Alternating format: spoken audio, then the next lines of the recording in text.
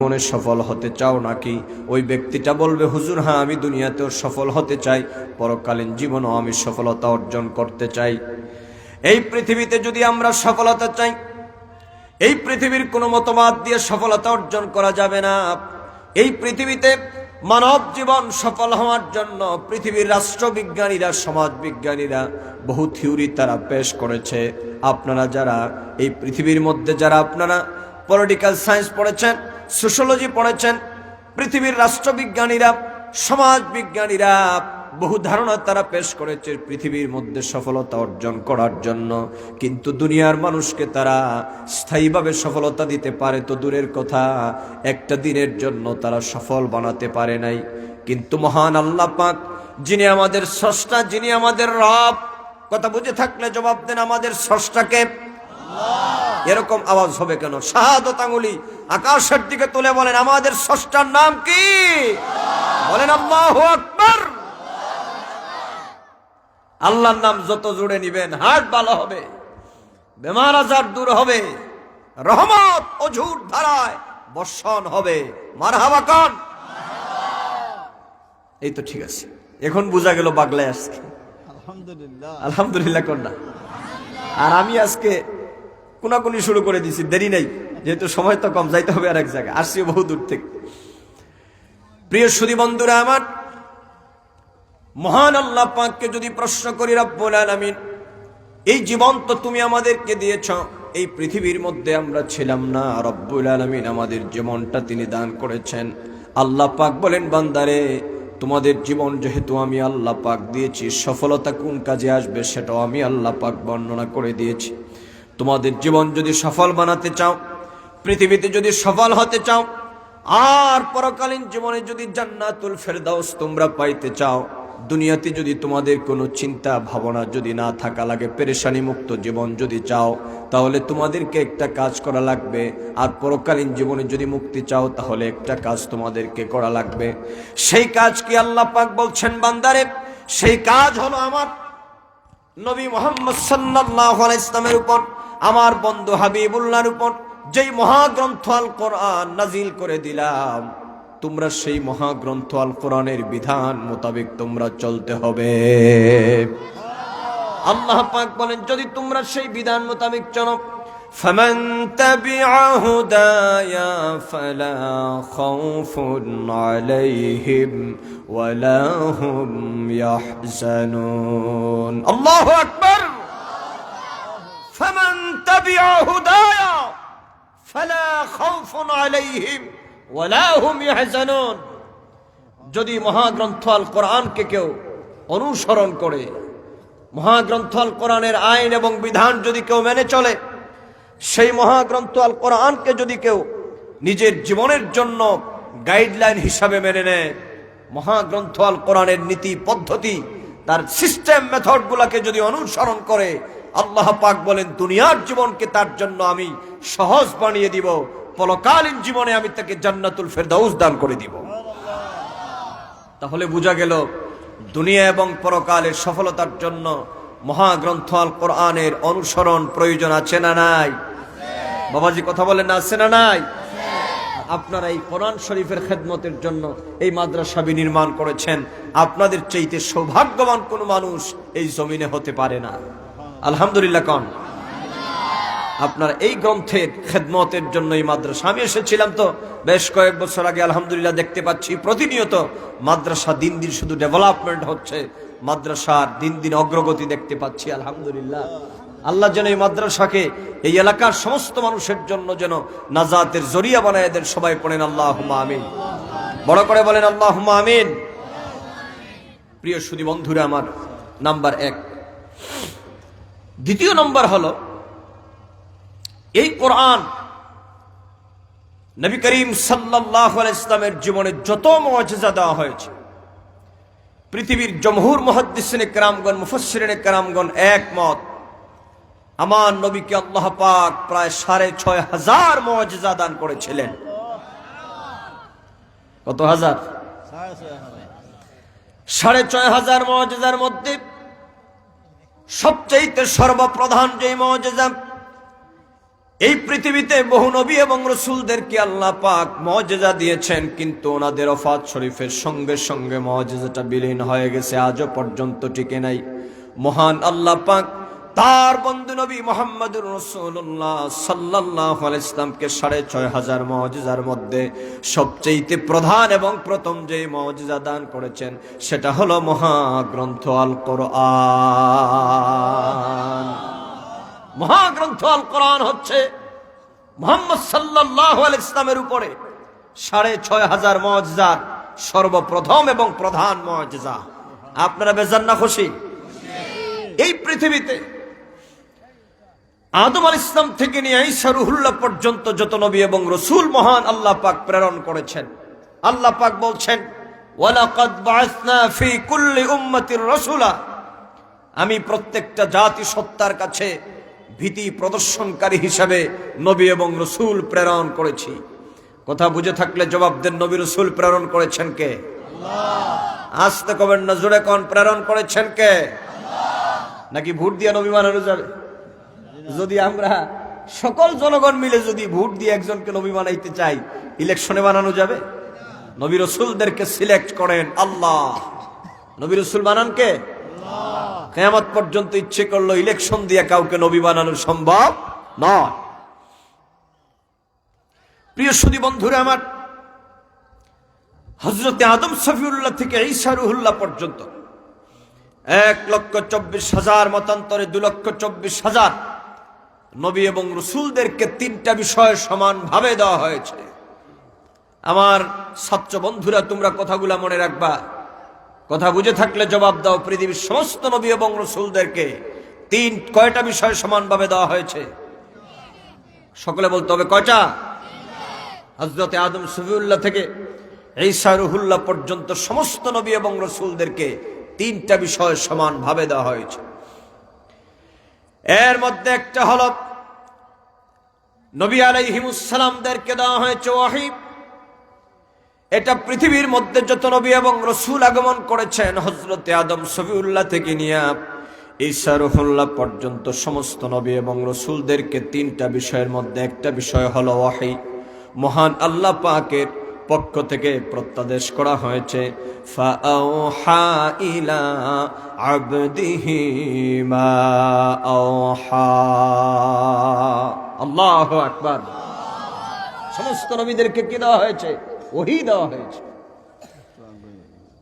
সকলে একটু সামনের দিকে আগায় বসেন, পিছন দিকে জনগণ বাড়তেছে আলহামদুলিল্লাহ, জায়গা হচ্ছে না, একটু সামনের দিকে আগায় বসেন।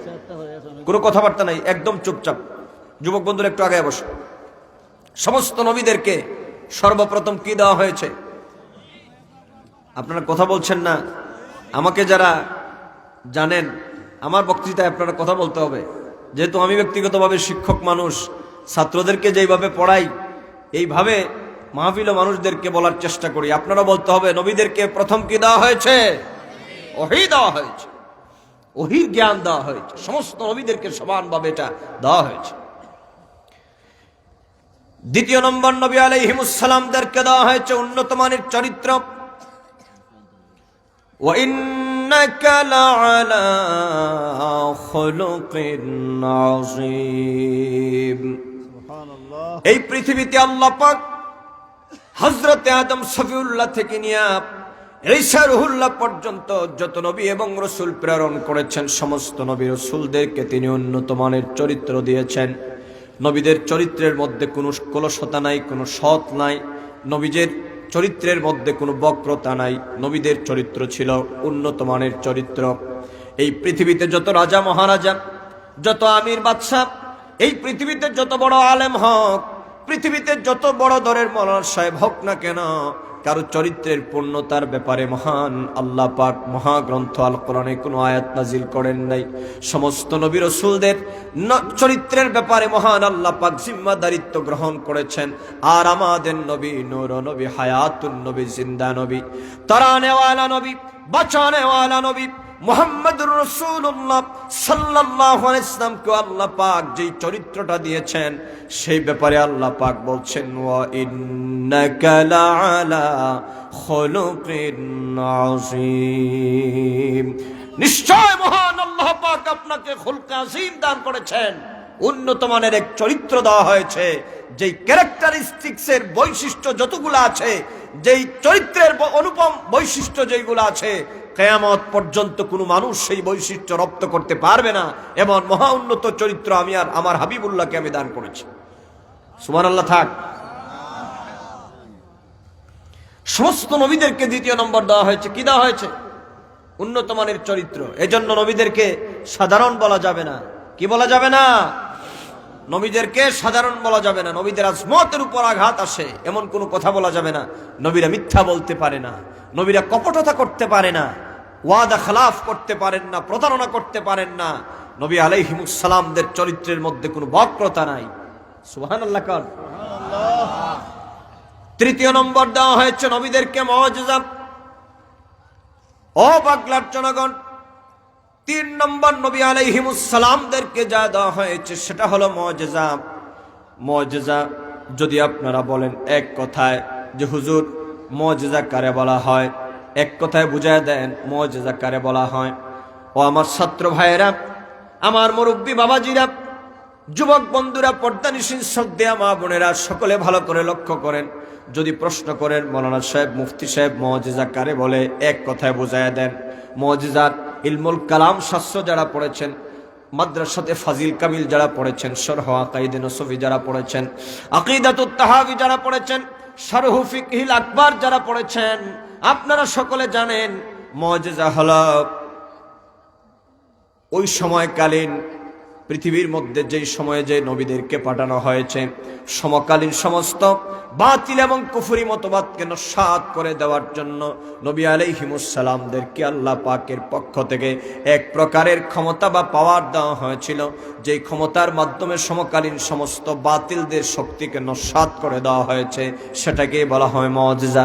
সুবহানাল্লাহ। কান সমকালীন সময়ে যত বাতিলদের উদ্ভব হয়েছে, যত বাতিল শক্তি মাথা চড়া দিয়ে দাঁড়িয়েছে, নবী আলাইহিমুস সালামগণ তারা অস্ত্রের মাধ্যমে পৃথিবীতে ধর্ম প্রচার করেন নাই। কি কথা বুঝে থাকলে কন্যা, কথা ঠিক কিনা? পৃথিবীতে কোন নবীকে অস্ত্র দিয়ে ধর্ম প্রচার করেছেন? করেন নাই। লাঠি সোটা দিয়ে পিটাই করেছেন? করেন নাই। আদর্শ দিয়ে মোকাবেলা করেছেন।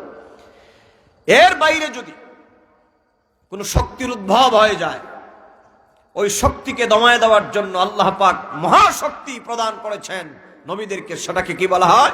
মুআজিজা।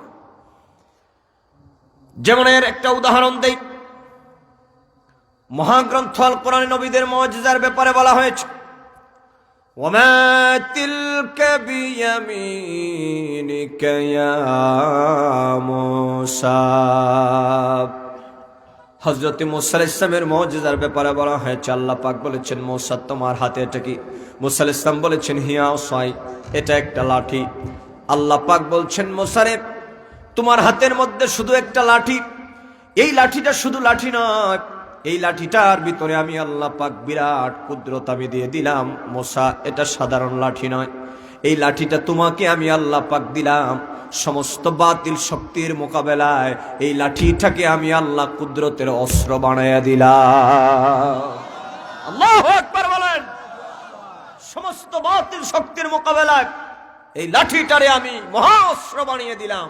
তোমার কোনো অস্ত্রের প্রয়োজন নাই, এই লাঠিটাই তোমার জন্য ওই ফেরাউনের ধ্বংসাবশেষ, ফেরাউনকে শায়েস্তা করার জন্য এই লাঠিটার মধ্যে আমি আল্লাহ কুদরত ঢুকাই দিলাম।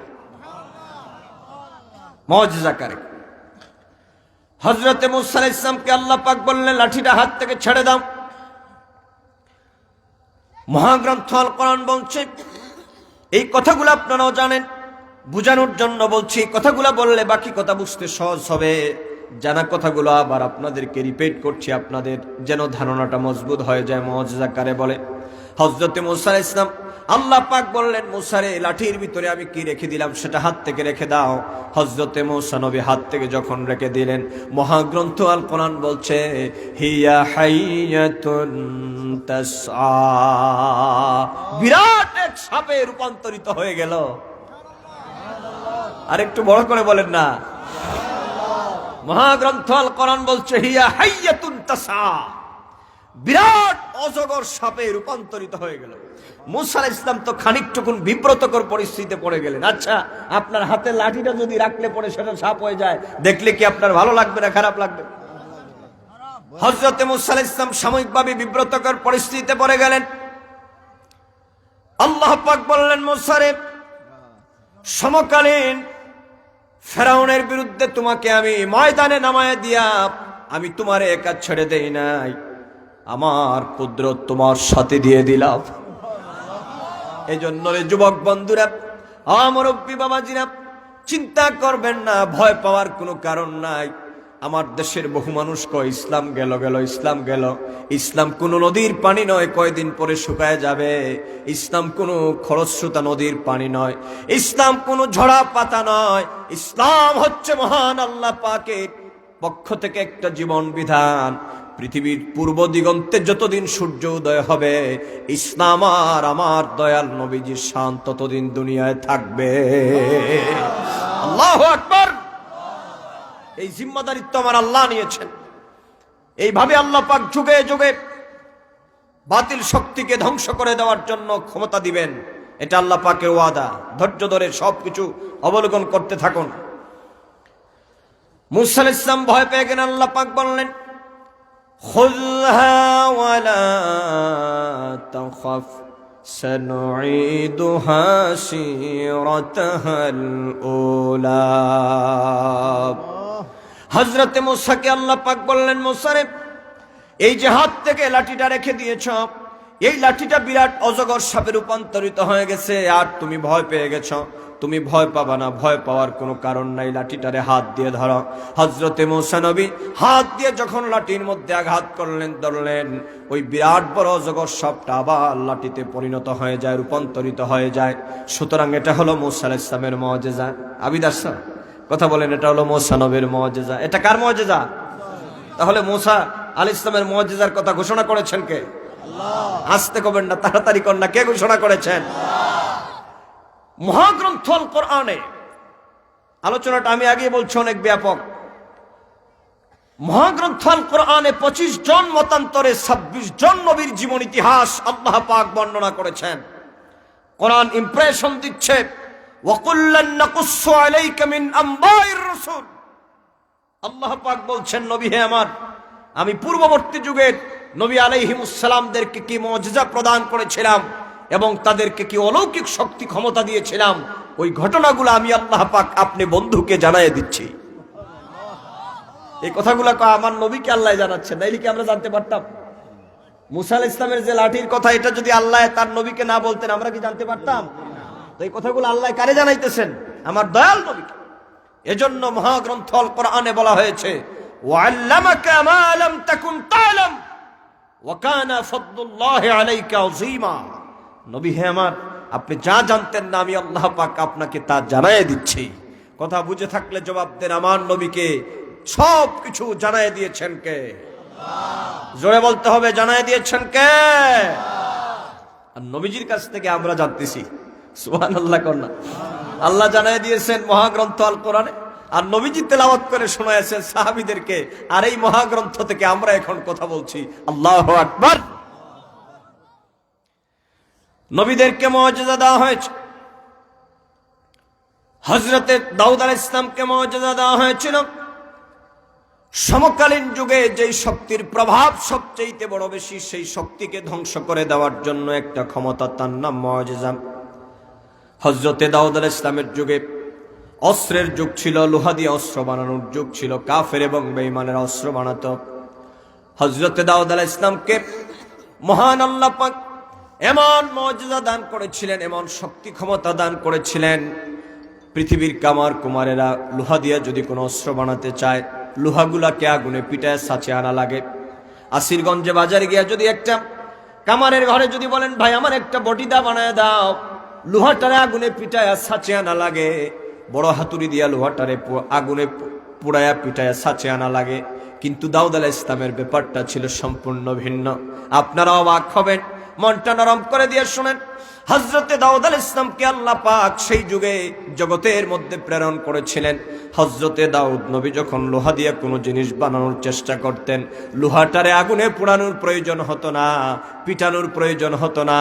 আল্লাহ পাক বলছেন, আমার দাউদকে আমি এমন ক্ষমতা প্রদান করেছিলাম, দাউদ আলাইহিস সালাম যখন লোহা দিয়ে কোনো জিনিস বানানোর চেষ্টা করতেন, লোহাটারে হাতের মুঠোয় নিয়ে চাপ দিতেন, লোহা পানি হয়ে আঙ্গুলের ফাঁক দিয়ে বের হয়ে যেত।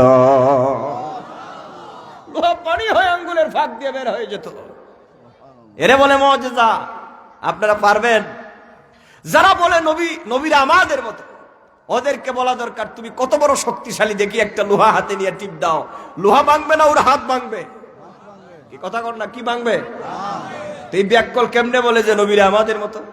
এজন্য কোন নবী এবং রাসূলগণ আমাদের মতো হতে পারে। হযরতে সুলাইমান আলাইহিস সালামের মুজিজা ছিল।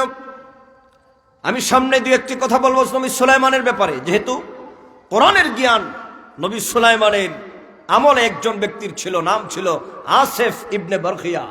সুবহানাল্লাহ করনা। এই কোরআনের জ্ঞান থাকলে মানুষের শক্তি এবং ক্ষমতা কদ্দুর হয় আপনাদেরকে বলবো ইনশাআল্লাহ। হযরতে সুলাইমান আলাইহিস সালামের যুগে মহাশক্তিধর বড় বড় জিনেরা ছিল, জিনের বাদশারা ছিল। আল্লাহ পাক জাল্লা শানুহু মানাওয়ালহু নবী সুলাইমানকে মুজিজা দিয়েছিলেন। হযরতে সুলাইমান আলাইহিস সালাম পৃথিবীর এক প্রান্ত থেকে অপর প্রান্তে যদি তিনি কোথাও যাওয়ার জন্য মনস্থ করতেন, আমরা যদি এক জায়গা থেকে অপর জায়গায় যাই তাহলে আমাদের গাড়ি লাগে, আমাদের নৌকা লাগে, প্লেন লাগে, স্টিমার লাগে। কিন্তু হযরতে সুলাইমান আলাইহিস সালামকে আল্লাহ পাক এমন ক্ষমতা তিনি প্রদান করেছিলেন। হযরতে সুলাইমান আলাইহিস সালাম তিনি হাওয়ার উপরে ভর করে বেড়াতেন, কোনো ইঞ্জিন লাগতো না, কোনো প্লেনের প্রয়োজন হতো না। একটা কাষ্ঠ খণ্ডের উপরে তিনি কদম রেখে বলতেন, ওই কাঠের খণ্ড যেতায় খুশি সুলাইমান নবীকে সেতায় পরিভ্রমণ করে দিত। এটা হচ্ছে সুলাইমান আলাইহিস সালামের মুজিজা। হযরতে ঈসা রুহুল্লাহ তিনি জন্মান্ধকে তিনি ভালো করে দিতে পারতেন। এই গেল হযরতে ঈসা নবী আলাইহিস সালামদের মুজিজা, সমস্ত নবী রাসূলদের মুজিজা। কিন্তু অবাক হবেন আপনারা, হযরতে আদম নবী পৃথিবীর থেকে চলে গেলেন, তার মুজিজাও তার সাথে চলে গেল। হযরত ইব্রাহিম নবী চলে গেছেন, তার মুজিজাও তার সাথে চলে গেছে। হযরতে ঈসা রুহুল্লাহ চলে গেছেন। আজ আর কোন মানুষ জন্মান্ধের মধ্যে হাত বুলালে সেটা ভালো হওয়ার কোনো সম্ভাবনা নাই। নবী সুলাইমান দুনিয়ার থেকে চলে গেছেন। সুলাইমান নবীর মতো আজও যদি পৃথিবীর মধ্যে কেউ কাষ্ঠখণ্ডের উপরে উঠে বসে আর যদি বলে, ভাই আমার ওই জায়গার মধ্যে নিয়ে যাও, বাতাস কি তার কথা শুনবে নাকি? শুনবে না। তার মানে হযরতে নবী সুলাইমান চলে গেছেন, তার সাথে তার মুজিজা চলে গেছে। হযরতে দাউদ আলাইহিস সালাম তিনি পৃথিবীর থেকে বিদায় নিয়েছেন। আজ আর পৃথিবীর মধ্যে কেউ যদি লোহাগুলাকে হাতের মুঠোয় নিয়ে চাপ দেয়, লোহা পানি হয়ে বের হবে না। তার মানে পৃথিবীতে নবীরা ছিলেন, তাদের মুজিজাও ছিল। নবীগণ পৃথিবীর থেকে চলে গেছেন, তাদের মুজিজাও পৃথিবীর থেকে চলে গেছে। কিন্তু একজন নবী যিনি সমস্ত নবীদের নবী, আল্লাহু আকবার, মুহাব্বতে বলেন ইয়া রাসূলুল্লাহ।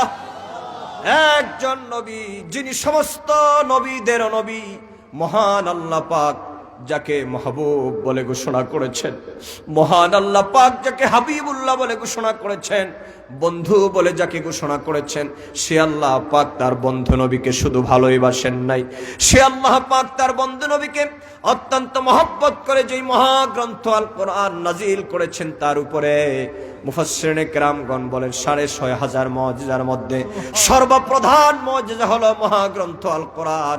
আবার নবী যদিও হায়াতে জিন্দেগিতে এখন নাই, এখনো পর্যন্ত আল্লাহর হাবিবের সেই মুজিজা চিরন্তন আছে। কিয়ামত পর্যন্ত দুনিয়া যতদিন থাকবে আমার দয়াল নবীর মুজিজা পৃথিবীর মধ্যে ততদিন থাকবে।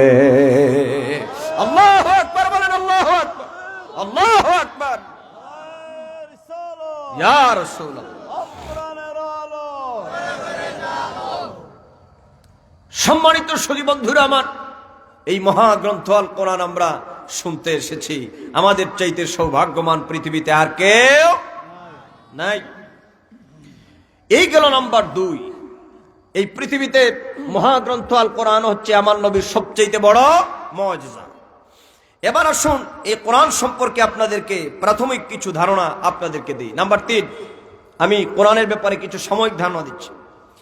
এই যে কোরআন শব্দটি, এটা কারা ইয়াকরাউ থেকে বাবে ফাতহা ইয়াফতাহু বা নাসারা ইয়ানসুরু এর মাজদার।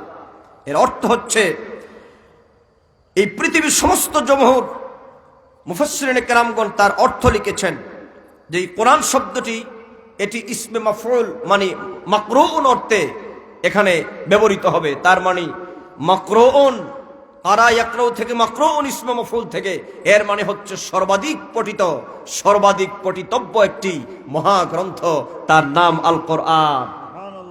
সুবহানাল্লাহ কি আসতে বলবেন?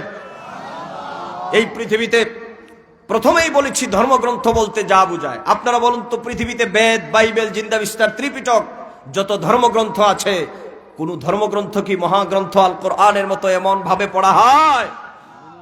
আমি গত কয়েকদিন আগে, আপনারা যারা নেট ইন্টারনেট ব্যবহার করেন ফেসবুকে দেখেছেন, আমি ছিলাম বাংলাদেশের একদম পশ্চিমাঞ্চল শেরপুর পার হয়ে ওই যমুনার পাশে একটি দরবার, বাংলাদেশের সালামাবাদ দরবার শরীফ, আমাদের ফুরফুরা সিলসিলার একটি বড় দরবার। সেই দরবারের পীর সাহেব হুজুর এবং একজন লোক আমার বক্তৃতার আগে বলতেছে, ওই দরবারে এই মাহফিল উপলক্ষে 300 খতম কোরআন শরীফ হয়েছে। কত খতম? 300 খতম কোরআন শরীফ হয়েছে। আচ্ছা আপনারা বলুন তো, এক দরবারে যদি একদিনে 300 খতম কোরআন শরীফ হয়, বাংলা হাফিজিয়া মাদ্রাসায় হচ্ছে, এরপরে গোলাপগঞ্জে হচ্ছে, বাংলাদেশে লক্ষ লক্ষ মাদ্রাসায় মহাগ্রন্থ আল কোরআনের তেলাওয়াত হচ্ছে, এরকম কি বেদ পড়া হয়?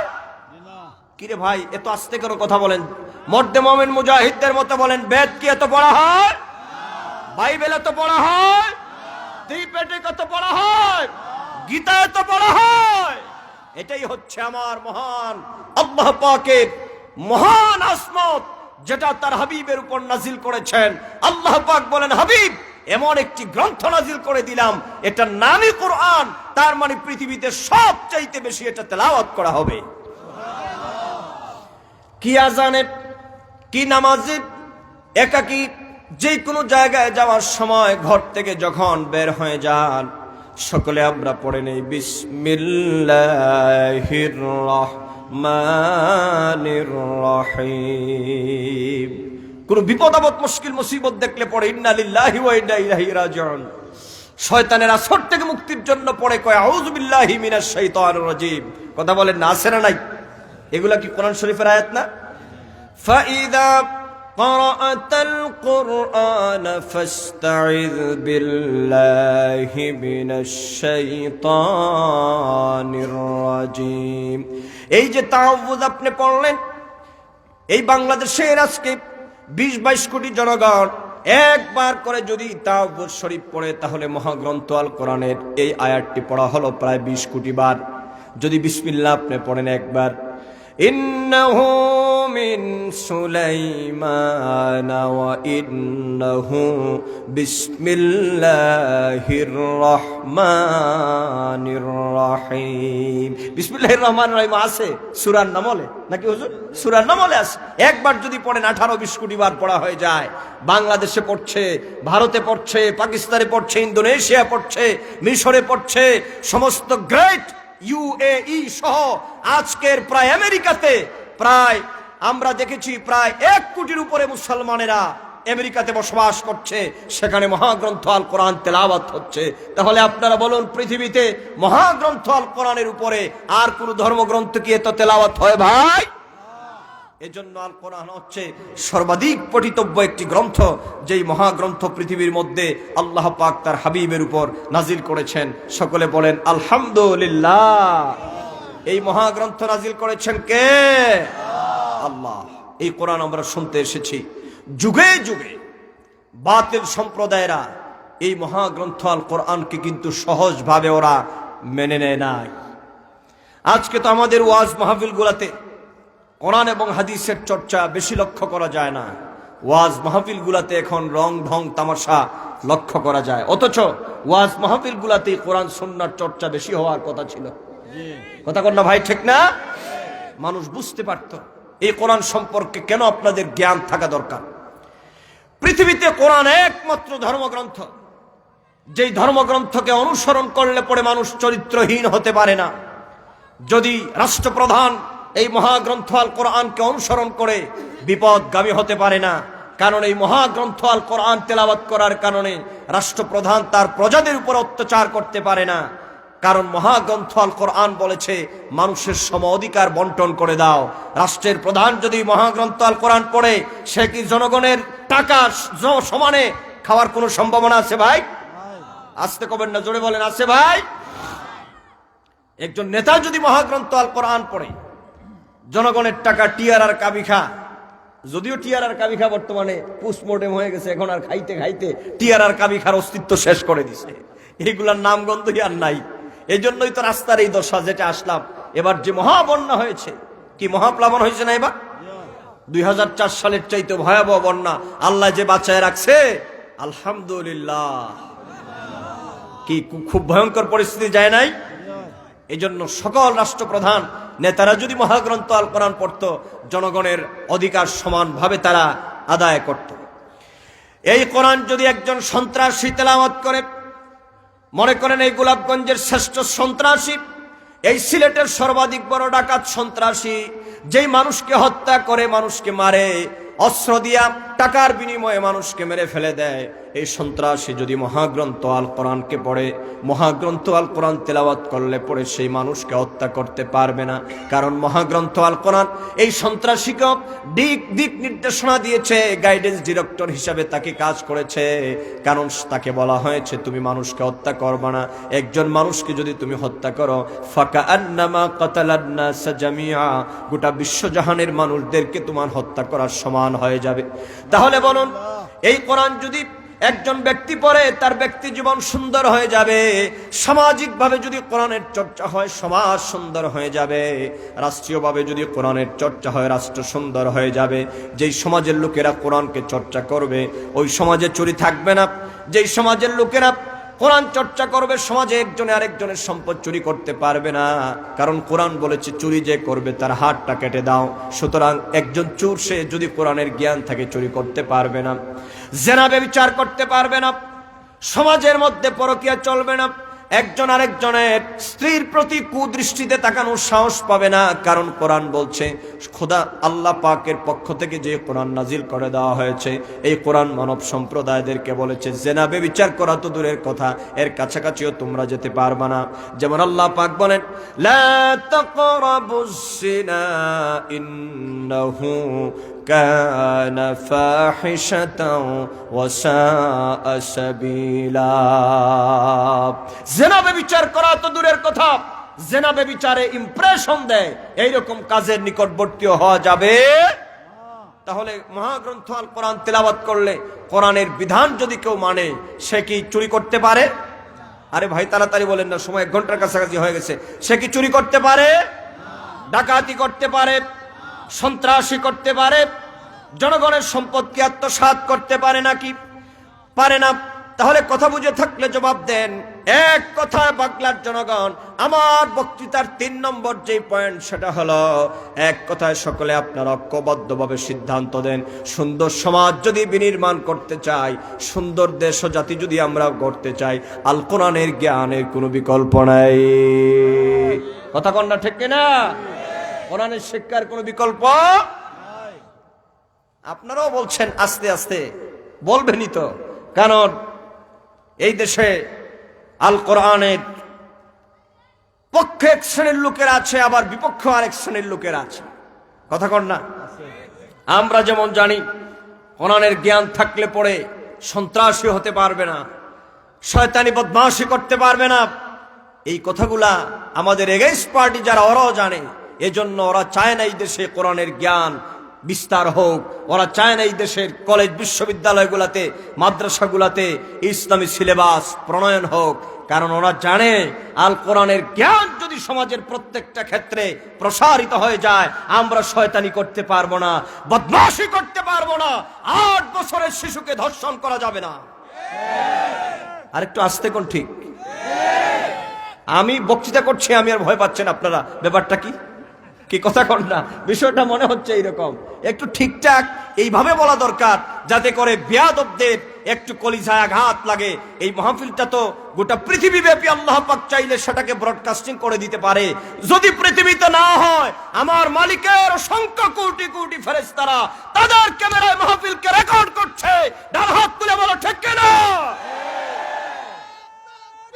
আল্লাহু আকবার।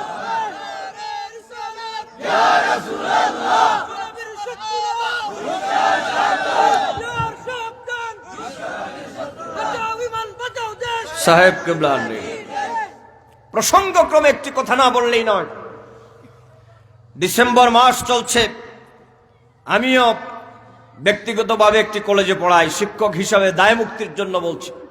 আপনাদের দোয়ায় চাকরি করি কলেজে, কিন্তু নিজে 3টা মাদ্রাসা চালাই।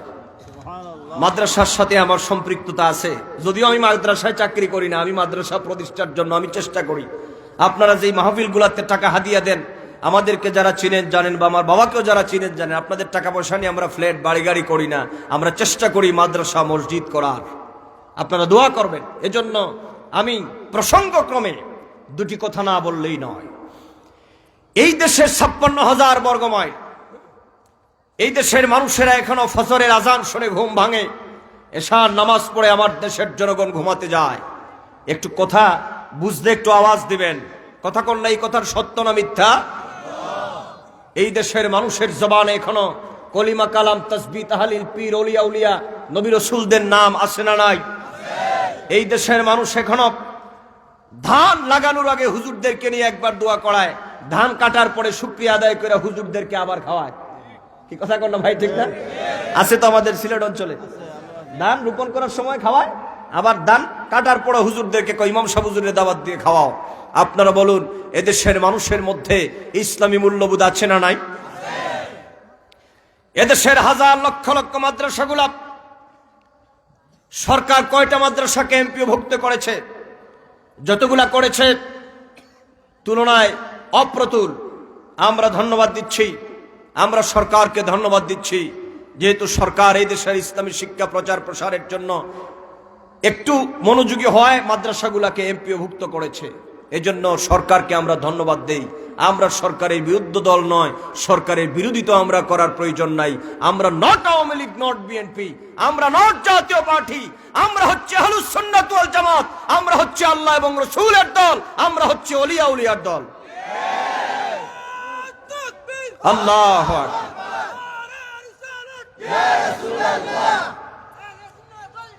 জিন্দাবাদ। এই তো স্লোগান, তো এটার হওয়া দরকার। এখন যদি আমার প্রশ্ন করেন যে মৌলানা সাহেব আমরা তো আওয়ামী লীগ করি, বিএনপি করি, ভাই হ্যাঁ করতে হবে, এটা আপনার পার্সোনাল রাইট, আপনার হিউম্যান রাইটস। আপনার হিউম্যান রাইটসে আঘাত করার সেই রাইট আমার নাই।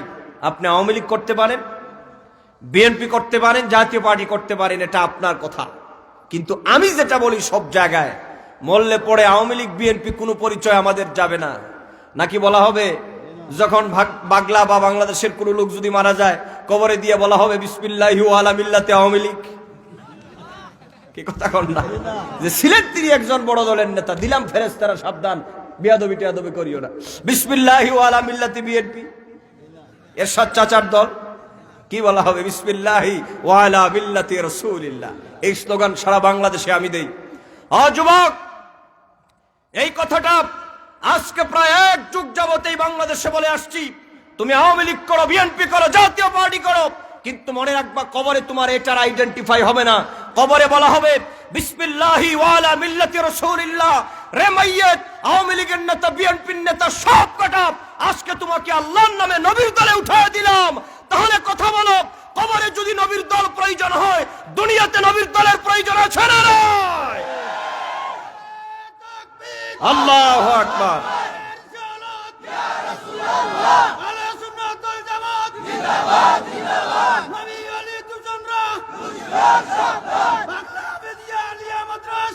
জিন্দাবাদ।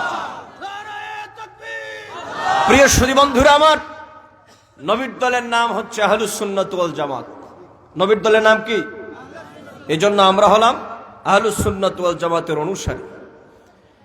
এদেশের মানুষেরা আমরা আল্লাহকে মানি। কথা শোনেন, সামনে কথা বাকি আছে। আমরা আল্লাহকে মানি, রসুলকে মানি, অলিয়া উলিয়াদেরকে মানি। কারণ এই সাবকন্টিনেন্টে কোনো নবী এবং রসুল আসেন নাই, আউলিয়া কেরামদের দ্বারাই আমরা ইসলাম পেয়েছি। এখন যদি আমার পরবর্তী প্রজন্মকে আমি আল্লাহ এবং রসুলের পথে রাখতে চাই। ভালো করে বুঝেন, আমার ছেলেকে যদি আমি, আমার মেয়েকে যদি আমি দিন ধর্ম শিখাতে চাই, তাহলে কোরআন শিক্ষা দেওয়ার প্রয়োজন আছে না নাই? বাবা একটু আওয়াজ দেন, আছে না নাই? তো আমার ছেলেটাকে আমি মাদ্রাসায় পাঠালাম, স্কুলে পাঠালাম। মাদ্রাসায় যে পড়াতে হবে সেটা কোনো কথা নাই, স্কুলেও পড়ান, আপনার অসুবিধা নাই, স্কুলে আপনি পড়ালেন। সেই স্কুলে যাওয়ার পরে যদি ওই ছেলেটা আল্লাহকে, রসুলকে এই ব্যাপারে যদি কোনো জ্ঞান সে না পায়, ওলিয়া উলিয়াদের ব্যাপারে যদি কোনো জ্ঞান না পায়, তাহলে আজ থেকে নিয়ে আপনি 100 বছর পরে চিন্তা করুন, অর্ধ 100 বছর পরে চিন্তা করুন, পাঠ্যপুস্তক সিলেবাস পড়েই যারা শিক্ষিত হবে, জ্ঞান অর্জন করবে, ওদের তো ইসলামী জ্ঞান তো দূরের কথা, আল্লাহ রসুল সম্পর্কেই তাদের কোনো ধারণা থাকার কথা নয়। এদের থাকবে না। আমাদের অবাক লাগে, এই দেশে আমরা হিন্দু, বৌদ্ধ, খ্রিস্টান, মুসলিম সকলে মিলে বসবাস করছি। আমার দেশে রোজা পূজা একসাথে হয়। এই বাংলাদেশ, এই 56,000 বর্গমাইল ঘোরা মানুষ আমরা, বহু জায়গায় মসজিদ আর মন্দির একসাথে দেখা যায়। আমার মুসলমান কোনদিন মন্দিরের উপর আঘাত করে নাই। কি কথা কন না? বাংলাদেশে এমন হয়েছে, পূজা হচ্ছে, মসজিদে আজান হচ্ছে, পূজা বন্ধ রেখেছে আমাদের আজানের জন্য। আমরা ধন্যবাদ দিচ্ছি আমাদের ভাইদেরকে, সংখ্যালঘু ভাইদেরকে ধন্যবাদ দিচ্ছি। সুতরাং আমরা তো এই দেশে মিলেমিশে আছি, আমরা সাম্প্রদায়িকতায় বিশ্বাস করি না, মারামারি, terrorism, there is no terrorism in this ইসলাম। আমার ইসলাম তো উগ্রবাদ আর সন্ত্রাসবাদিতায় বিশ্বাসী নয়। আমরা মাদ্রাসায় কোরআন পড়ি, হাদিস পড়ি, কলেজ বিশ্ববিদ্যালয়ে ইসলামের ইতিহাস আমরা পড়াই, আমরা পড়ি, আমরা পড়েছি, ওরা ওদের হিন্দু ধর্ম পড়ায়। এখানে তো কোনো কন্ট্রাডিকশন নাই। আমাদের প্রশ্ন হলো, বাংলাদেশ স্বাধীন হওয়ার পর থেকে নিয়ে এই পর্যন্ত মুসলমানদের সিলেবাস ইসলামের ইতিহাস, ইসলামের ইতিহাস ও সংস্কৃতি, ইসলামিক স্টাডিজ বিষয়গুলো পড়ানো হয়, পাশাপাশি হিন্দুদের হিন্দু ধর্ম পড়ানো হয়। আজ পর্যন্ত কোন মুসলমান হিন্দু ধর্ম নিষিদ্ধ করা হোক এমন কোন আন্দোলন কেউ করে নাই। কিন্তু আমরা জানতে চাই, এই শক্তি সাহস কারা পেল, কারা দিল? আজকে আমার ইসলামের ইতিহাসকে নিষিদ্ধ করতে চায়। কথা বলো ঠিক না? স্লোগান পড়ে রাখেন, সাহেব কিবলার নির্দেশ। কথা বুঝেন, এই শক্তি সাহস কে দিল?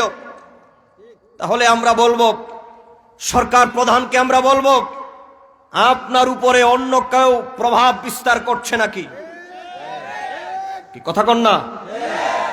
এদেশ গণতান্ত্রিক দেশ, আমরা গণতান্ত্রিক কায়দায়, গণতান্ত্রিক ধারায় কথা বলছি। কারণ আপনিও নামাজ পড়েন, আপনারা রোজা রাখেন। আমাদের nominal head of the state, আমার দেশের প্রেসিডেন্ট আব্দুল হামিদ সাহেবের বঙ্গভবনে মিলাদুন নবীর মাহফিল হয়। এদেশের চিফ এক্সিকিউটিভ, আমাদের প্রাইম মিনিস্টার, ইসলামিক ফাউন্ডেশন থেকে পক্ষকাল ব্যাপী মিলাদুন নবী সাল্লাল্লাহু আলাইহি ওয়াসাল্লাম উদযাপনের জন্য প্রজ্ঞাপন জারি করা হয়েছে। 560টা মডেল মসজিদ প্রতিষ্ঠা করা হয়েছে।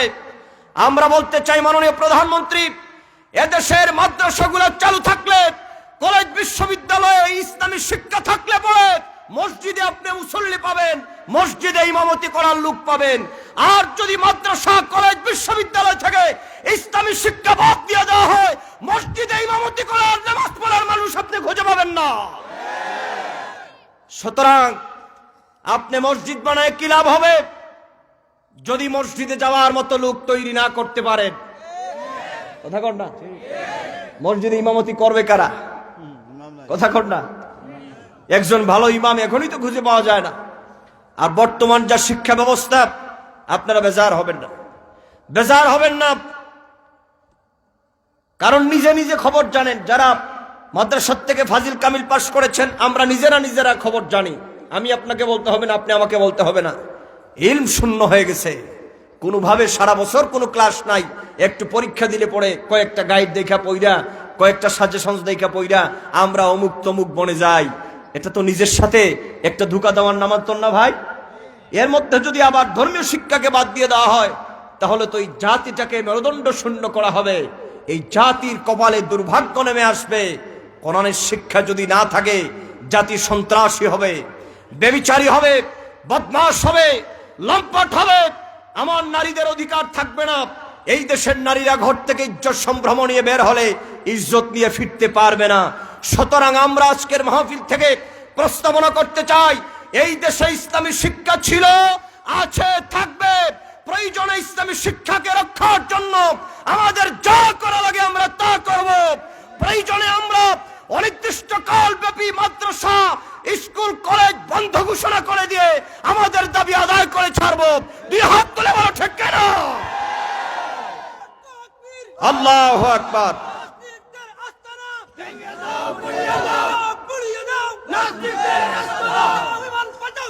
সাহেব কিবলা নেই। আমরা বলছি, আমাদের কথাগুলা শোনেন। এদেশে হিন্দুদের ধর্ম থাকবে, আমাদেরটাও থাকবে। কথা কর না? আমরা কি বলতেছি নাকি যে হিন্দু শিক্ষা বাদ দিয়ে দেন? আপনারা স্কুলে চাকরি করেন, কেউ আছেন? একটু হাত তোলেন। মাশাআল্লাহ। হিন্দু ধর্ম আছে না স্যার? স্কুলে হিন্দু ধর্ম আছে না? পড়ানো হয়। ইসলাম শিক্ষা পড়ানো হয় না? আমরা আলাদা টিচার রাখি। হিন্দু ধর্ম পড়ানোর জন্য হিন্দু টিচার রাখি, ইসলাম ধর্ম পড়ানোর জন্য ইসলামিক হিস্ট্রি এন্ড কালচার থেকে অনার্স মাস্টার্স করা লোক আমরা রাখি। তো আমরা তো বাধা দিচ্ছি না যে হিন্দু ধর্ম বন্ধ করে দেওয়া হোক। যদি এই দেশের জনগণ জেগে উঠে, এই দেশে তো সমস্ত ইসলামপন্থীরা লোক আছে, ওরা যদি দাঁড়িয়ে একবার পেশাব করে, ওদের পেশাবের স্রোতে সমস্ত বেঈমানেরা ভেসে যাবে। কাদেরকে ভয় দেখাও? কিন্তু আমরা তো সেটাতে বিশ্বাস করি না। কারে ভয় দেখাও? সুতরাং আজকের মাহফিল থেকে আমাদের একটা দাবি থাকবে, আল কোরআনের বিষয়ে আলোচনা শুনতে যারা এসেছেন, আমাদের দাবি থাকবে, এই দেশে কোরআনের শিক্ষা, নবীর সুন্নাহের শিক্ষা ছিল, আছে, থাকবে ইনশাআল্লাহ। এইভাবে আমরা দাবি জানাবো। গণতান্ত্রিক প্রক্রিয়ায় অন্য কোনো ভাষা ব্যবহার করার প্রয়োজন নেই। আপনারা সরকারের হুদাই দূষেন, খালি কোন সরকার? আরে ভাই, সরকার কি সব সামলায়? সরকারের চারিপাশে যেগুলো আছে ওই উল্লুকগুলার না এই কাজ করতেছে। এই কথা কন না ঠিক না? আপনি কোথায় কোথায় খালি সরকারের দোষ দেন। সরকার একটা মেম্বার একটা ওয়ার্ড চালাইতে পারে না। একটা পরিবারে 5 ভাই, বড় ভাই সবগুলারে সামলাইতে পারে না। একটা কয় এমনে, একটা কয় এমনে, একটা কয় আনো বোয়াল মাছ, একটা কয় আনো ফাঙ্গাস মাছ, হে কয় যা কোনটাই দরকার নেই। তো আপনি একটা ওয়ার্ড সামলাইতে পারেন না, পরিবার সামলাইতে পারেন না, আর 56,000 বর্গ মাইলের 20-22 কোটি জনগণকে সামলানো কি চারটিখানি কথা? কি কথা কন না? চারটিখানি কথা। সুতরাং কথা বলতে হবে বুঝে শুনে। আমরা সরকারকে ধন্যবাদ দেই, যেহেতু সরকার এখনো পর্যন্ত মাদ্রাসা শিক্ষার পক্ষে আছে, বাকি সময়টাও যেন মাদ্রাসা শিক্ষার পক্ষে থাকে। কোনো বেঈমানদের কথায় যেন সরকার ইসলামী শিক্ষাকে যেন বাদ না দেয়, কারিকুলাম থেকে যেন কোরআন সুন্নাহর এই সিলেবাসকে যেন বাদ না দেয়, আমরা সেই আহ্বান করছি আজকের মাহফিল থেকে। আল্লাহ যেন কবুল করেন, সবাই পড়েন আমিন। প্রিয় সুধী বন্ধুরা আমার, সুতরাং কোরআনের জ্ঞান, পৃথিবীতে কোরআন এটা মাকরুউন অর্থে ইসমে মাফউল, সর্বাধিক পঠিতব্য একটি গ্রন্থ, যে গ্রন্থ পৃথিবীতে সবচেয়ে বেশি তেলাওয়াত করা হয়। সুবহানাল্লাহ কোন? মনে আছে আপনাদের কথা? এই গ্রন্থ তেলাওয়াত করা হবে সবচেয়ে বেশি। নাম্বার 5, এই পৃথিবীতে মহাগ্রন্থ আল কোরআন আসতে গিয়ে, আমাদের পর্যন্ত পৌঁছাতে গিয়ে বহু ষড়যন্ত্রের মোকাবেলা হয়েছে, বহু ষড়যন্ত্রের মুখোমুখি হয়েছে। আল্লাহর হাবিবের আমলে মহাগ্রন্থ আল কোরআনকে ব্যান করে দেওয়ার জন্য ষড়যন্ত্র করা হয়েছে। আমার নবীজির পরে মুসাইলামাতুল কাজ্জাবের মতো একটা বেয়াদব, যে ভণ্ড নবী দাবি করেছিল, সেও সূরাতুল ফিলের অনুকরণে সূরা নাজিল করেছিল কোরআনকে ব্যান করে দেওয়ার জন্য। আপনারা বলুন, মহাগ্রন্থ আল কোরআন এখনো পর্যন্ত টিকে আছে। কিয়ামত পর্যন্ত পৃথিবীতে কোরআনকে কেউ রহিত করার সম্ভাবনা নাই, বরং কোরআনের সাথে যারা বেয়াদবি করবে ওদের গোষ্ঠী শুদ্ধ আল্লাহ পাক ধ্বংস করে দিবেন। যুবক কথা বলো না ঠিক কিনা? মহান আল্লাহ পাক তিনি বলেছেন, শুনে রাখো, يريدون ليطفئوا نور الله بأفواههم والله متم نوره ولو كره الكافرون মহাসত্যের অস্বীকারীরা তারা চেয়েছিল তাদের কথার দ্বারা, তাদের আচরণের দ্বারা, তাদের অস্ত্রের দ্বারা, তাদের মুখের ফু দিয়া মহান আল্লাহ পাকের দিনার মহাগ্রন্থ আল কোরআনকে দুনিয়ার থেকে তারা শেষ করে দিবে। মহান আল্লাহ পাক তিনি চ্যালেঞ্জ ঘোষণা করে বলেছেন, রে কাফের এবং বেঈমানেরা, আমি আল্লাহ পাক আমার দিনকে চির উড্ডীন করে রাখবো, দিনের পতাকা চির বিজয়ী আমি হিসাবে রেখে দিব, দিনকে আমি চিরস্থায়ী করে দিব, আমার মহাগ্রন্থ আল কোরআনকে আমি পৃথিবীর মধ্যে কিয়ামত পর্যন্ত রেখে দিব। তাতে তোমাদের কাফের বেঈমানদের যত জ্বালা যন্ত্রণা হোক না কেন, এই পৃথিবীতে তাদের মনে যত জ্বালা হোক, যত যন্ত্রণা হোক, এই পৃথিবীর থেকে কোরআনের জ্ঞানকে রহিত করা সম্ভব নয়। কোরআনকে তো দূরের কথা, কোরআনের জ্ঞানকেও রহিত করা সম্ভব নয়। কারণ মহান আল্লাহ পাক পৃথিবীবাসীর সিনার ভিতরে কোরআনকে রেখে রেখে আল্লাহ পাক হেফাজত করে দিবেন। আল্লাহ পাক বলেন, বান্দারে গোলামি তোমরা করো, ভয় পাওয়ার কোনো কারণ নাই, কোরআন থাকবে, কোরআনের জ্ঞানও থাকবে। ইন্না নাহনু নাযালনা যিকরা ওয়া ইন্না লাহু লাহাফিজুন। এই কোরআন নাজিল করেছি আমি আল্লাহ, এই কোরআনকে হেফাজত করব আমি আল্লাহ, সুতরাং ভয় পাওয়ার কোনো কারণ। যুগে যুগে আল্লাহর কোরআনের বিরোধিতা করেছে, কিন্তু কোরআনের আশ্চর্য মজা ছিল, বিরোধিতা যারা করেছে ওই বিরোধিতাকারীরাই আল্লাহ মহাগ্রন্থ আল কোরআন শুনে তারা ইসলামের পতাকা তোলে তারা এসেছে। ছোট্ট একটা কথা মনে হয়ে গেছে, এই কথাটা আপনাদেরকে বলি।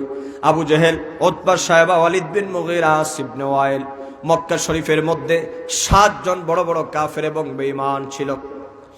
আল্লাহর হাবিবের হায়াতে জিন্দেগিকে 2টি ভাগে ভাগ করা হয়, একটি হলো মক্কি জীবন, আরেকটি হলো মাদানী জীবন। ভালো করে শুনেন আমার বাবাজিরা, মক্কি জীবনে আল্লাহর হাবিব মুহাম্মদ সাল্লাল্লাহু আলাইহি ওয়াসাল্লাম জুহুরে নবুয়ত মানে নবুয়ত প্রকাশিত হওয়ার পর, এখানে কথাটা ভালো করে বুঝে রাখবেন, আল্লাহর হাবিবের নবুয়ত তো আল্লাহ পাক দান করেছিলেন হযরতে আদম আলাইহিস সালামকে সৃজন করার পূর্বে। যেহেতু আল্লাহর হাবিব বলেছেন, কুনতু নাবিয়্যান ওয়া আদামু বাইনাল মা'i ওয়াত তিন, কুনতু নাবিয়্যান ওয়া আদামু বাইনার রূহি ওয়াল জাসাদ। আদম আলাইহিস সালাম মাটি এবং পানির মধ্যে যখন ছিলেন তখন আমি আল্লাহর দরবারে নবী ছিলাম।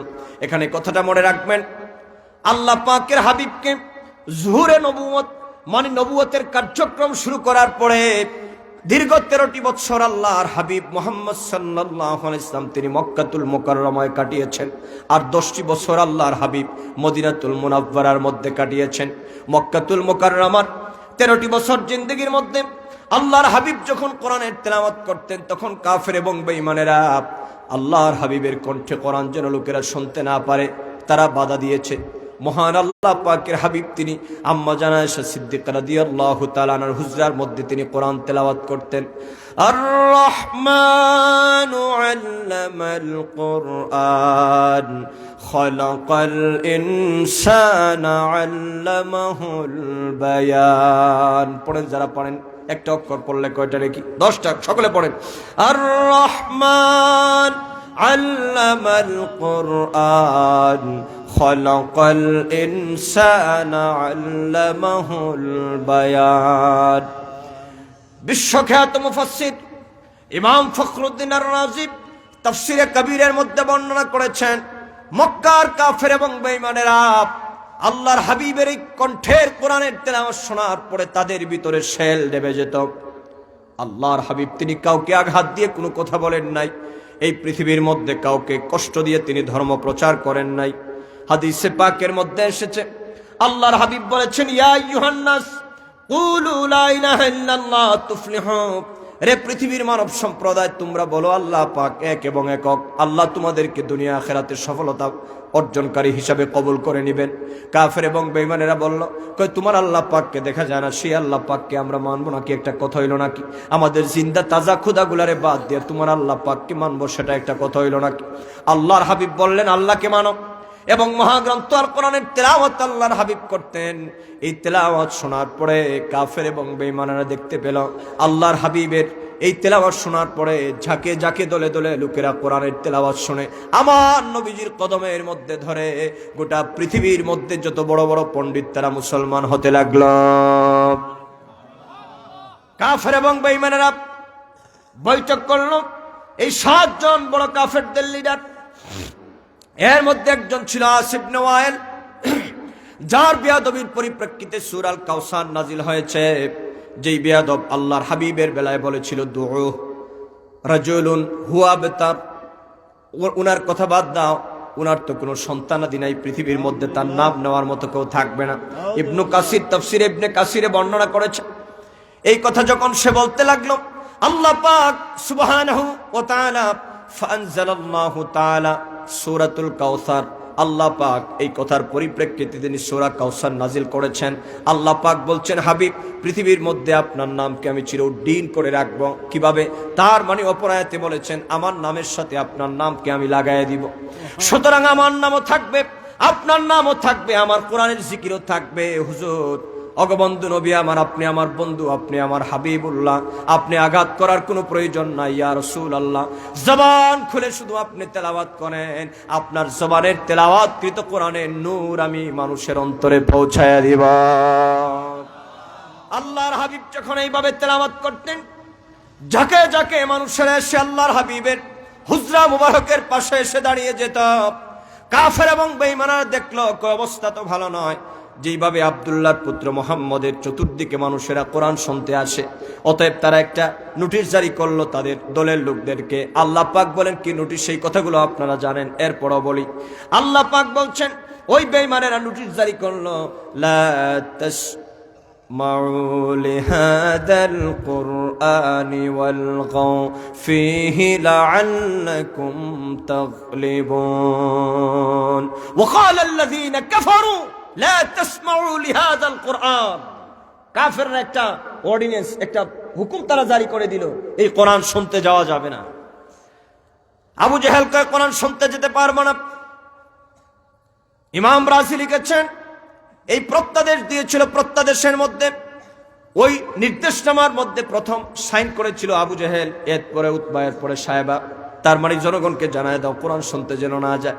আল্লাহ পাক বলেন হাবিব কো কাফের বেঈমানেরা লোকদেরকে কোরআন শোনার জন্য নিষেধ করে, আর আমি বললাম আপনি তেলাওয়াত করেন।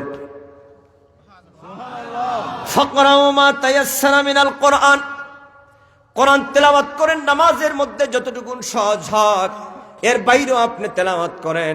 ইয়া রাসূলুল্লাহ আপনি পড়তে থাকেন, হুজুর আপনি তেলাওয়াত করেন। আল্লাহর হাবিব তিনি পবিত্র এশার নামাজের পরে আম্মা জানা আয়েশা সিদ্দিকা রাদিয়াল্লাহু তাআলা আনহা হুজরাত শরীফের মধ্যে বসে তেলাওয়াত করতেন। আল্লাহর হাবিবের তেলাওয়াতের এত মাধুর্যতা আল্লাহ পাক তিনি দান করেছিলেন, আপনারা শুনলে অবাক হবেন। মহান আল্লাহ পাক তার বন্ধু নবীকে এমন কণ্ঠ দান করেছিলেন, এমন কণ্ঠ মুবারক আমার দয়াল নবীকে আল্লাহ দান করেছে। আল্লাহর হাবিব যখন মসজিদে হারামের পাশে বা মসজিদে নববীর পাশে মক্কি মাদানী উভয় জিন্দেগির মধ্যে যখন আল্লাহর হাবিব মহাগ্রন্থ আল কোরআন তেলাওয়াত করতেন, নবীজির কণ্ঠ মুবারকের মধ্যে এমন নূর আমার আল্লাহ পাক দান করেছিলেন। আমার নবীজির কণ্ঠ মুবারকে তেলাওয়াত করতে কি কোরআন শোনার জন্য আকাশের পাখিগুলা উড়া বন্ধ করে দিয়া আমার নবীজির কোরআন শোনার জন্য দাঁড়িয়ে যেত। আল্লাহর হাবিব যখন কোন পাহাড়ের পাদদেশে দাঁড়িয়ে মহাগ্রন্থ আল কোরআন তেলাওয়াত করতেন, ওই পাহাড়ের জীব জানোয়ার গুলা, ভাগ বল্লুক গুলা, হরিণী গুলা আল্লাহর হাবিবের তেলাওয়াত শোনার জন্য তারা দাঁড়িয়ে যেত। আল্লাহর হাবিব যখন কোন নদী সাগরের পারে দাঁড়িয়ে যখন আমার দয়াল নবী তার নুরানি জবান মোবারক দ্বারা যখন কোরআনের তেলাওয়াত করতেন, ইমাম রাজি বর্ণনা করেছেন নদীর মাছগুলা আল্লাহর হাবিবের কোরআনের তেলাওয়াত শোনার জন্য সমুদ্রের পাড়ে চলে আসত। এত সুন্দর কণ্ঠ আল্লাহ পাক তার বন্ধু নবীকে দান করেছিলেন। নবীজি তেলাওয়াত করছেন মহাগ্রন্থ আল কোরআন, কাফেররা জারি করে দিল কোরআন শোনা যাবে না। লোকেরা তো সকল লোকেরা কয় আবু জেহেলের মতো এত বড় নেতাই আমাদেরকে বলছে কোরআন শোনা যাবে না, সুতরাং আমরা যাব না। উতবা কয় আবু জেহেল যেহেতু নিজেই দাবি করছে, যেহেতু এটা নিজেই প্রস্তাবনা করছে, সুতরাং আবু জেহেল যাওয়ার কোনো কথা নয়। উতবা কয় আবু জেহেল এবং আবু লাহাব দুইজন যেহেতু তারাই সাইন করেছে এখানের মধ্যে, তারা তো যাওয়ার কথা নয়। আল্লাহ পাক তিনি বলেন, হাবিব বন্ধু নবী আমার, আপনার দিনকে আমি প্রতিষ্ঠিত রাখবো, আপনার মর্যাদাকে আমি চিরউদ্দিন রাখবো। এক বেঈমান মনে মনে চিন্তা করে, কয় একজন সাইন করেছে তিনি তো আজকে যাবেন না, আরেকজন কয় তিনি তো আজকে যাবেন না, আবার প্রত্যেকটা মনে মনে চিন্তা করে, কয় যতই না করি কিন্তু আসলে তো মুহাম্মদের কণ্ঠে কোরআন শুনতে মন শান্ত হয়। যতই আমরা না করি জনগণের শোনা যাবে না। আবু জেহেল কয় এটা নিষেধ করতে হবে। প্রথম রাত আবু জেহেল ভাবতেছে, কয় আজকে তো কেউ যাবে না। আবু জেহেল নবী করিম সাল্লাল্লাহু আলাইহি ওয়াসাল্লামের হুজরার পাশে দাঁড়ায়া মন ভইরা কোরআন শরীফ শুইনা ফজরের আগে বাড়ি ফিরে আসছে। আসার পরে প্রতিমধ্যে কিছু লোকদের আনাগুনা। আবু জেহেল পরের দিন কয় আরো কঠিন ভাবে বলতে হবে। উতবা সাহেবা কয় জি জাহাপনা, কয় আরে যদি নিষেধ না করা হয়, যেই কণ্ঠ আল্লাহ দিছে আর যেইভাবে তেলাওয়াত করে, এটা আসলেও তো কোনো মানুষের না। আর এইটা শুনে যেহেতু আমরাই দুর্বল হয়ে গেছি, সাধারণ জনগণ তো আগেই মুরিদ হয়ে যাইব, দুর্বল হইব। সুতরাং আমরা যাই করি ওদেরকে আগে নিষেধ করা লাগবে। ওই বেঈমানেরা প্রত্যাদেশ জারি করে দিল। শেষ পর্যন্ত 3টি রাতের তৃতীয় রাত সব কাফের এবং বেঈমানেরা তারা ভাবতে লাগলো, কয় কেউ তো যাবে না। মক্কার 60টা নেতা, এক নেতায় কয় আবু জেহেল যেহেতু আগে বলছে সেও তো যাবে না। উতবায় কয় সাহেবা যেহেতু বলছে সেও তো যাবে না। হযরত ইমাম রাজি বর্ণনা করেছেন, একটা আরেকটার মনের মধ্যে এরকম ধারণা আল্লাহ তৈরি করে দিলেন সে তো যাবে না। কিন্তু খোদার কি কুদরত, সব বেঈমানের আল্লাহর হাবিবের কণ্ঠে কোরআনের তেলাওয়াত শোনার জন্য গিয়া আল্লাহর হাবিবের হুজরাত চারপাশে তারা বসেছে। আল্লাহর কি কুদরত, একটার সাথে আরেকটার দেখা নাই, এটা তো আল্লাহর কুদরত। আল্লাহর হাবিব যখন কোরআনের তেলাওয়াত শেষ করেছেন ফজরের নামাজের আগে, সবগুলা কয় এখন আর থাকা যাবে না, সূর্য উদয় হয়ে যাবে, দেখলে তো খবর আছে। জনগণ বলবে নেতারা তোমরা নিষেধ দিয়ে আবার তোমরা গেছো, খবর তো আছে। এই জন্য সবগুলা মারছে দৌড়, একটা আর একটার সাথে মাথায় মাথায় ঠাস লাগছে। সুবহানাল্লাহ, সুবহানাল্লাহ। সবগুলা দৌড় দিছে তো একটা আর একটার সাথে মাথায় ঠাস লাগার পরে আবু জেহেল কয় বেটা বিয়াদব তুই কেডা? উতবা কয় নেতা ফাইজামের একটা সীমা আছে। আমি কেডা আগে কোন, আমনে কেন আসছেন মিয়া? আমি কেডা এটা পরে শুনবেন আপনি। উতবা সাহেবা ওয়ালিদ বিন মুগীরা আসিফ ইবনে ওয়াবেল কয় অবস্থা তো খারাপ, নোটিশ জারি করলাম আমরা, দেখা যায় সব নেতারা আমরা এই জায়গায়। আল কোরআনের চিরন্তন মুজিজা দেখেন। কিন্তু এরপরও দারুন নদুয়াতে তারা বৈঠক করে সব বেঈমানেরা ঘোষণা করলো, তারা সিদ্ধান্ত নিতে বাধ্য হয়েছে, তারা বলতে বাধ্য হয়েছে এটা মুহাম্মদ সাল্লাল্লাহু আলাইহি ওয়াসাল্লামের বানানো কথা নয়, নিঃসন্দেহে সেটা মহান রব্বুল আলামিনের কথা। এরপরও জনগণকে ভিড়তে দেওয়া যাবে না, জনগণ শুনলে পরে মুহাম্মদ সাল্লাল্লাহু আলাইহি ওয়াসাল্লামের অনুসারী হয়ে যাবে, এজন্য জনগণকে এটা শুনতে দেওয়া যাবে না। সুতরাং কাফেরদের চরিত্র ছিল কোরআন শিক্ষা করা যাবে না, কোরআন শুনতে দেওয়া যাবে না। আজও যারা কোরআনকে বন্ধ করতে চায়, কোরআনের জ্ঞানকে নিষিদ্ধ করতে চায়, চরিত্র কি ভালো মানুষের না বেঈমানের? এগুলা মিলান হিসাব। আল্লাহ পাক বলছেন বান্দারে শুনে রাখো, এইভাবে বহু বহু প্রতিদ্বন্দ্বিতা মোকাবেলা করে এই পৃথিবীতে আমার কোরআন এখনো পর্যন্ত টিকে আছে, কিয়ামত পর্যন্ত আমার কোরআন টিকে থাকবে ইনশাআল্লাহ। প্রিয় সুধী, আর অল্প কিছু সময় আমার তেলাওয়াতকৃত আয়াত সম্পর্কে কিছু কথা বলে ইনশাআল্লাহ আপনাদের কাছ থেকে বিদায় নিব। সম্মানিত সুধী বন্ধুরা আমার, এই কোরআনের কথা তো বলে শেষ করা যাবে না। আমার মালিক কত দয়াবান, যে আল্লাহ কোরআন নাজিল করেছে, তিনি তো রহমান, যিনি তার হাবিবের উপর নাজিল করেছেন মহাগ্রন্থ আল কোরআন। সুবহানাল্লাহ বলেন না সুবহানাল্লাহ। তুমি রহমান, তুমি মেহেরবান, বলো না যুবক একটু মহব্বতে। তুমি রহমান, তুমি মেহেরবান, পাপী গহনা তব সাদ, অন্ধ গহনা তব সাদ। তুমি রহমান, তুমি মেহেরবান। যুবক বন্ধুরা, বাবারা বলেন না একটু, তুমি রহমান, তুমি মেহেরবান। জনম জনম যদি গাহি তোমার মহিমা, গাওয়া শেষ হবে নাহি। আল্লাহু আকবার। জনম জনম যদি গাহি তোমার মহিমা গাওয়া শেষ হবে নাহি। দয়া করো হে প্রভু, দয়া করো হে প্রভু, তুমি দয়াবান, তুমি রহমান, তুমি মেহেরবান, তুমি রহমান, তুমি মেহেরবান। পাপী গহনা তব শান, অন্ধ বুঝে না তব শান, তুমি রহমান, তুমি মেহেরবান।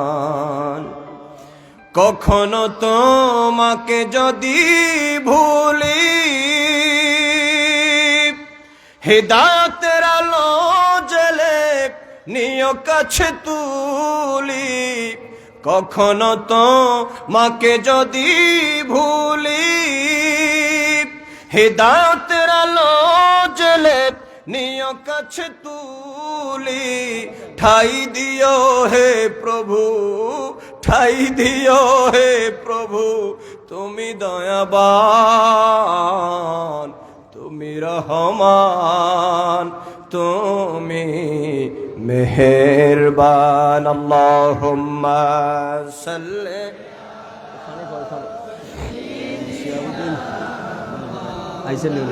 আমি শেষ করে দিচ্ছি।